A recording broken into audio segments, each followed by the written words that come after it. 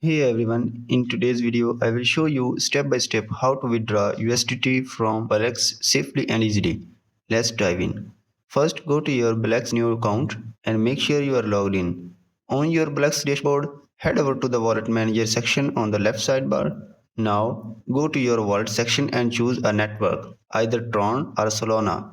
Click on the withdraw button. Click the Add Withdrawal Wallet button to add your USDT wallet. Here, enter a name for your USD wallet and receiving address based on your network you selected. After that, click Add Wallet to save it. Next, enter the amount of USDT you want to withdraw. Click the Withdraw button at the bottom, confirm the detail and complete the security verification. Once done, your USDT withdrawal will be processed. And that's it, how you withdraw USDT from BullX safely. If you found this video helpful, then please like and subscribe to my channel. Thanks for watching.